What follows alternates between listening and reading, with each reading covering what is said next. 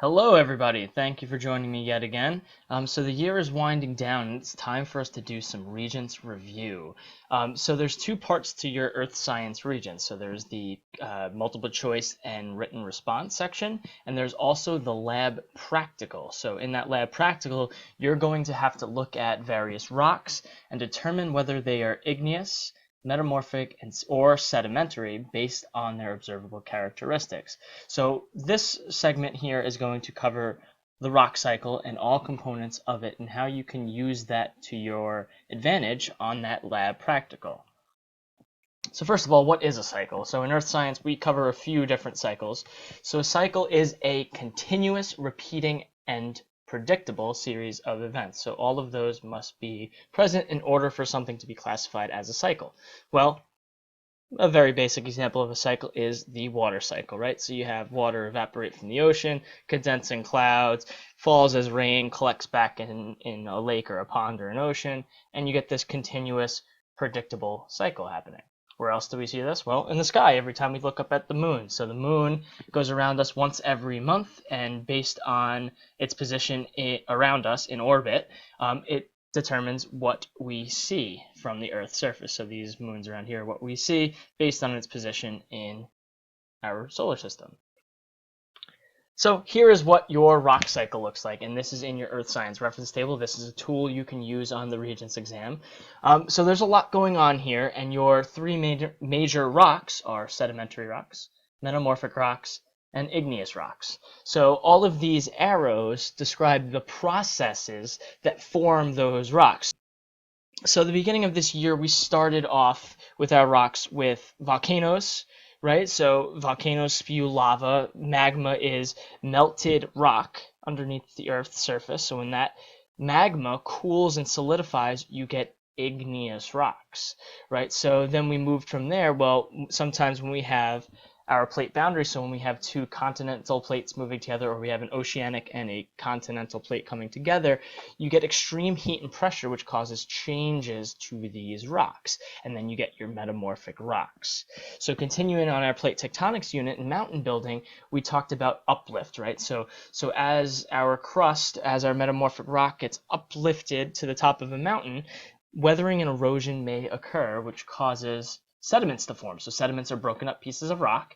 When those get deposited and buried, you get compaction, so the squeezing of sediments together to form rock, or cementation, so the natural gluing of sediments together to form your sedimentary rocks. So these sedimentary rocks can get melted to form magma again, which can cause igneous rocks. These igneous rocks can form metamorphic and go back to sediments. So this is not quite a linear cycle. This has many different directions which these rocks can go. And those are all the processes that you need to know here. So when we talk about identifying rocks, so if you're presented with rocks on an exam, or if you're out hiking and decide you see a cool rock you want to pick up and bring home, well, how do you determine if it's igneous, sedimentary, or metamorphic? Well, there are various observable characteristics that we can use to determine the formation of our rocks. For igneous rocks, they have interlocking crystals. So what do those look like? Well, take for example this piece of granite. So if we look at all of these little crystals, they look all interlocked, joined together, fused together, almost like a puzzle piece, right? So those are what we call interlocking crystals. So as the magma cools, the slower it cools, the larger those crystals will be. So you have these nice interlocking crystals. Also, if a rock has a glassy texture, like my good friend obsidian here, then you also must know that it is an igneous rock. And the third observable characteristic is vesicular. So if we see gas pockets visible, then we know this must be formed from cooling lava, right? So these three observable characteristics, all three of them don't need to be present in order for a rock to be igneous rock. In fact, that would be impossible. But so long as one of these is visible, then you know that it is an igneous rock. Now, how can we determine a metamorphic rock? So metamorphic means to change form. So metamorphism of igneous rocks or sedimentary rocks can happen. So it's whenever we have a change of some parent rock. So the first observable characteristic is mineral alignment, so banding or foliation. So foliation means like sheet-like structure. So foliation comes from Latin for leaf. So if you see like a leaf or sheet-like structure, such as gneiss.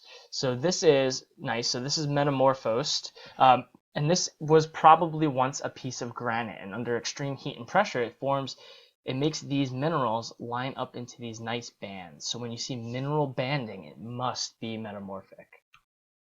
Also, you get distorted structures in metamorphic rocks, such as this. So this is also gneiss, but with this, it went under extreme heat and pressure, which caused this to kind of morph and look all distorted.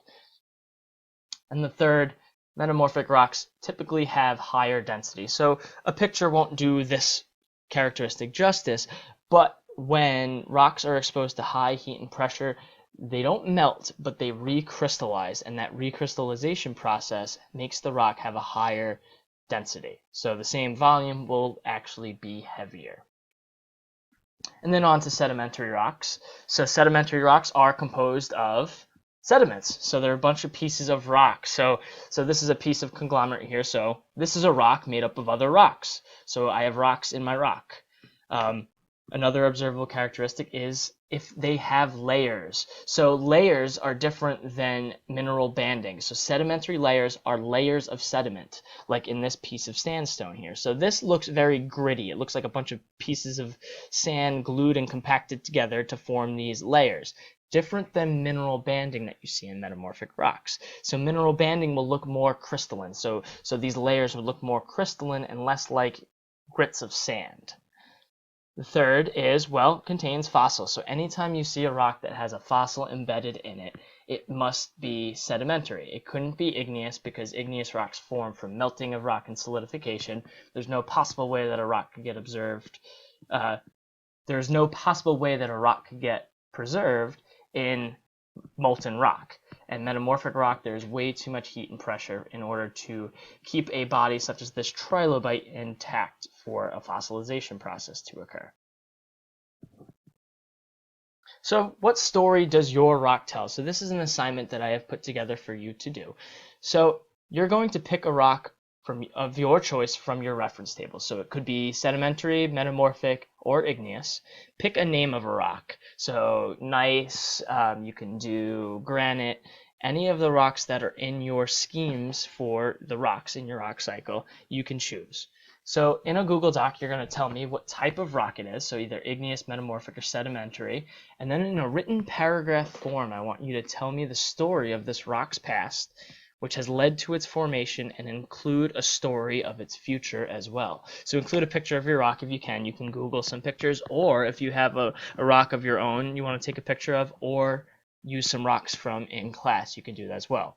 So you must use at least 10 of the vocabulary words that are listed in this rock cycle. So use your words such as metamorphic rock, magma, sediments, and the processes that form them. So I have a quick example that I want to use for you. So I went hiking and I found this rock. So this looks very nice. It looks like a piece of gneiss. So I see some mineral banding happening within this rock. And I know this must be metamorphic because I see those aligned minerals. Those aren't sedimentary bands because those look kind of crystalline. They don't look like grits of sand. So I have a cheesy title here. So the story of gneiss. So I'm going to give you a quick example for how I would like you to structure your story. Okay, so I have a metamorphic rock called gneiss. So there are some mineral bandings. Well, what must it have been beforehand? Okay, so I know it must have been an igneous rock once. So cooling of magma slowly below the Earth's surface forms igneous rock granite. Okay. Then, under extreme heat and pressure, we get our minerals to segregate into bands. So when we look at our rock, we have some banding of the minerals. Then, over time, we get our rock gneiss is formed. So over an extremely long period of high heat and high pressure, we get the rock gneiss. Then let's say that gneiss is located at a subduction zone, at a plate boundary. So as it gets shoved further and further down into the Earth's mantle, that rock is going to melt and form magma. So that rock is going to form magma. And then once magma is formed, we can then again get the cooling of magma to form igneous rocks. So I've formed myself a little mini story here, a little mini rock cycle, right? So we have cooling of magma, igneous rock, high heat and pressure forming gneiss. Then we have that rock melting again and forming magma, and you can get that cycle to go over and over again.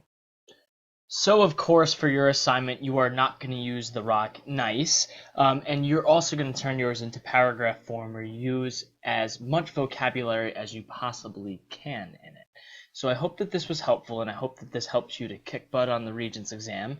I hope that every time you look at a rock, you think about those observable characteristics and what those tell you about how that rock formed.